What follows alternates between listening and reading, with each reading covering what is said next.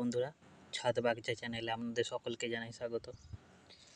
আজকে আমি একটা নতুন চারা গাছ নিয়ে চলে এসেছি। সেটা হচ্ছে, দেখতেই পাচ্ছেন,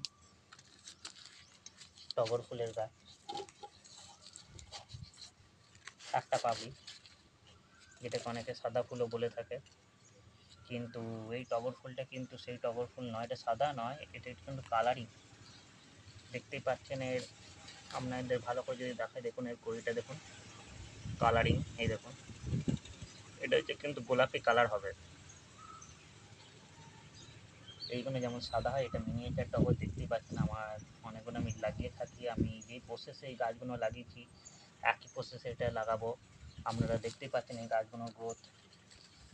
এই দেখুন,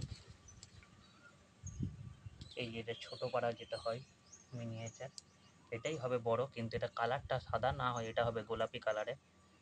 নতুন একটা, এটা বেশি দাম নেয়নি, নার্সারি থেকে কদিন আগে নিয়ে এসেছি। এই গাছটার দাম নিয়েছে আপনার 40 টাকা দাম নিয়েছে।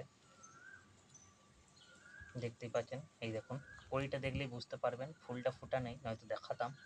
কদিন পরে এর আপডেট পেয়ে যাবেন, অবশ্যই গাছে দেখতে পাবেন। এই দেখুন, পিঙ্ক কালারের কড়িটা দেখতেই পাচ্ছেন, ফুলটা হালকা পিঙ্ক।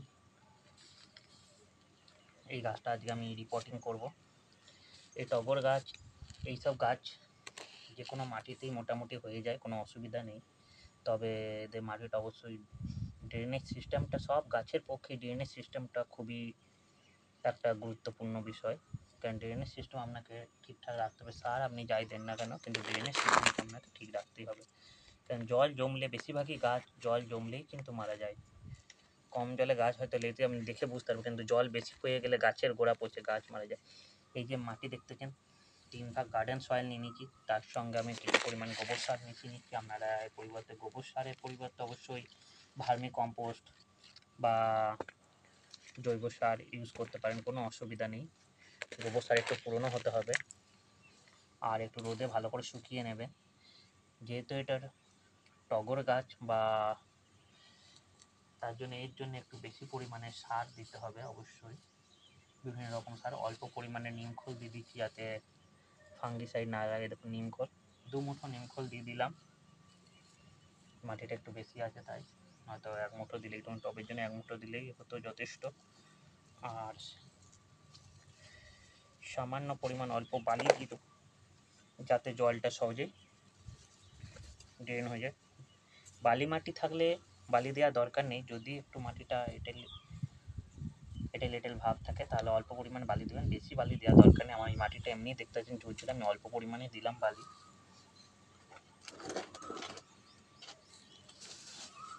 আর দিয়ে দেবেন 1 মুঠো অল্প পরিমাণ শিংকুচি। যেহেতু এটা অনেক বছর ধরে গাছটা টবে থাকবে, তাই একটু খাবার বেশি দিচ্ছি, যাতে এগুলো আস্তে আস্তে এই খাবারগুলো গাছে খাবার যোগাবে। 1 মুঠো হাড় গুঁড়ো। সিজনাল ফ্লাওয়ার হলে হয়তো আমি অত পরিমাণ খাবার দিতাম না, কিন্তু এই গাছটা সারা বছরই থাকবে অনেক এই টবে। ভালো করে মাটিটাকে মিক্স করে নেবেন।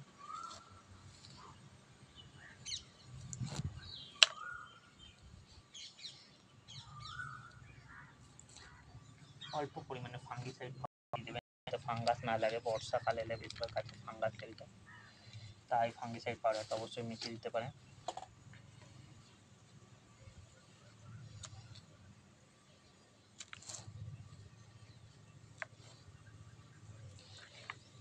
এই দেখুন, এই পুরোনো একটা টব ছিল, এই টবটাই আমি লাগাবো। দেখতে পাচ্ছেন ড্রেনেজ সিস্টেম করা আছে অনেকগুলো। প্লাস্টিক টব হলে একটু বেশি ড্রেনেজ সিস্টেম করে নেবেন, কারণ প্লাস্টিক টবে ড্রেনেজ সিস্টেম বেশি দরকার, প্রয়োজন পড়ে। 1 2 3 4 5 6 7 8 9 10টা আমার ড্রেনেজ সিস্টেম করা আছে। ডাইরেক্ট এর মধ্যে মাটি দেবো না, এই ড্রেনেজ সিস্টেমগুলোকে আগে পাথর দিয়ে বা খুলামকুচি দিয়ে জাম করব।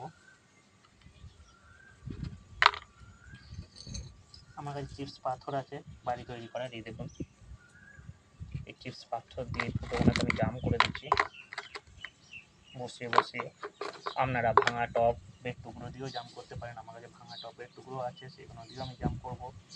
এই দেখুন, ভাঙা টবের টুকরো। এই জন্য বসিয়ে দিলাম ফুটোতে, ফুটোর ওপর বসিয়ে দেবেন।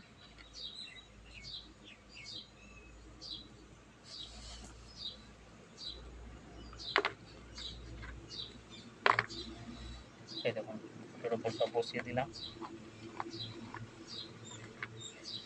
এরপর ডাইরেক্ট মাটি দেওয়া যেতে পারে, কিন্তু ডাইরেক্ট মাটি দিলে কি হয়, মাটিটা ওই ফুটোতে গিয়ে জমে গিয়ে জলটাকে জমিয়ে দেয়, আটকে রেখে দেয়। তাই একটু বালি দিলে কি হয়, বালি অনেকটা ফিল্টারের মতন কাজ করে, দেখবেন বালি কিন্তু ফুটোকে জাম করবে না সহজেই।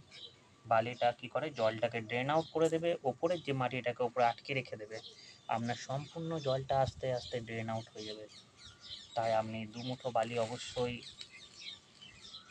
দিয়ে দেন, এতে আপনার গাছ থাকবে সতেজ ঝোপালো। দেখছেন আমার এই গাছগুলো, দেখুন দেখলেই বুঝতে পারবেন, 4খানা গাছ আছে, 4খানা গাছই দেখুন কি সুন্দর গ্রোথ নিয়েছে। একই প্রসেসে আমি এই গাছগুলো লাগিয়েছি। এরপর আমি মাটিটা দিয়ে দেবো। যে কোনো গাছের মাটি তৈরিটাই আসল, মাটি ভালো হলে এই গাছ অবশ্যই ভালো হবে। সারে যে কোনো গাছ লাগাবার সময় অতিরিক্ত সারের প্রয়োজন হয় না, অতিরিক্ত সার একদমই দেবেন না। যে ভাবেন না যে অতিরিক্ত সার দিলে আমার গাছ 2 দিনে ঝোপালো হয়ে যাবে, কোনো মতেই না। আগে গাছটাকে মাটির মধ্যে সারভাইভ করতে দেন, তারপরে 2 মাস পর বা 1 মাস পর 1.5 মাস পরে অল্প পরিমাণে বিভিন্ন রকম সার প্রয়োগ করুন।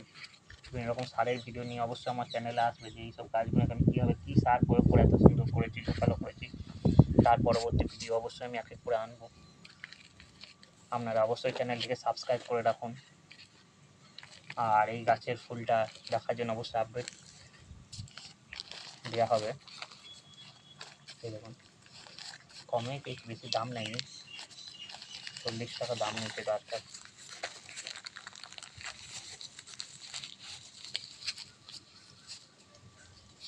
দুখানা এনেছি, আরেকটাও আছে, দুটো লাগাবো।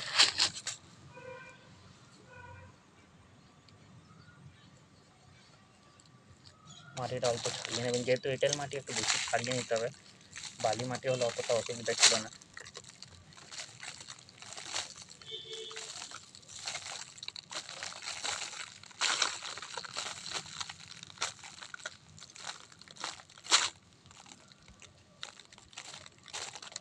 একটু ছাড়িয়ে নিলাম, গাছটাকে ঠিক মাঝ বরাবর বসিয়ে দেন।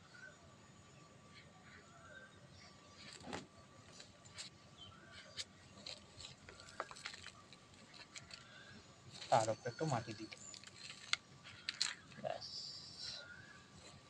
গাছ আপনার রেডি। অবশ্যই আপনারা বলে রাখি, যে কোনো গাছ এখন রিপোর্টিং করার সময় অবশ্যই বিকেল দিকে রিপোর্ট করা অবশ্যই ভালো। কারণ কি, বিকেল দিকে রিপোর্ট করলে গাছ তাদের শেকড়কে বাড়াবার জন্য রাতে মোটামুটি টাইম পেয়ে যায় 3-4 ঘন্টা। সকাল দিকে কি রোদে প্রচুর পরিমাণে গাছের নাও বেশি বাঁচানো খুব মুশকিল হয়ে যায় সকাল দিকে, তাই বিকেল দিকে করবেন। জল দিয়ে দেবেন 1 ভর্তি জল, তারপরে দেখে বুঝে জল দেবেন অবশ্যই, যেরকম প্রয়োজন হবে। প্রথমে একটু টব ভর্তি করে জল দিতে হবে, পুরো মাটিটা যাতে ভিজে যায়। গাছ আমার রেডি হয়ে গেল, এই দেখুন। ভিডিওটি ভালো লাগলে অবশ্যই লাইক করবেন, চ্যানেলটিকে অবশ্যই সাবস্ক্রাইব করে রাখুন। পরবর্তী গাছগুলোকে আমি কীভাবে এরকম ঝোপালো করেছি, দেখুন আমার মিনিয়েচার টগর, দেখতেই পাচ্ছেন কী সুন্দর হয়েছে। 4খানা গাছ আছে আমার, 4খানা এনে লাগিয়েছিলাম, 4খানাই বাকি বেঁচে গেছে। এই দেখুন একই প্রসেসে একইভাবে আমি এরকম মাটি তৈরি করেছি। পরবর্তীকালে কী খাবার দিচ্ছি তার একটা ভিডিও আসছে, এই গাছগুলোকে আমার খাবার দিতে হবে। অবশ্যই আপনারা চ্যানেলটিকে সাবস্ক্রাইব করে রাখুন। খালি গাছ লাগালে হবে না, তাদের প্রচুর পরিমাণে খাবারও দিতে হবে। এইসব গাছ খাবার খেতে ভালোবাসে, তবে এরকম ভালো হবে। যেই গাছগুলো আমি একটু পিঞ্চিং করি, এগুলো কিন্তু এরকম প্রসেস, এই গাছগুলো এই মিনিয়েচার টগর জাতীয় এই জাতীয় গাছ কিন্তু অটোমেটিক এরকম ঝোপালো হবে, কিন্তু একটু খাবার ভালো দিতে হবে, সঠিক খাবার দিতে হবে, তবেই আপনার গাছ এরকম ঝোপালো হবে। সব গাছ কিন্তু সব রকম খাবার খেতে পছন্দ করে না, সব রকম গাছের জন্য নির্দিষ্ট পরিমাণ খাবার আছে। ভিডিওটি ভালো লাগলে অবশ্যই চ্যানেলটিকে সাবস্ক্রাইব করবেন। ভিডিওটি এখানে শেষ করছি। অসংখ্য ধন্যবাদ।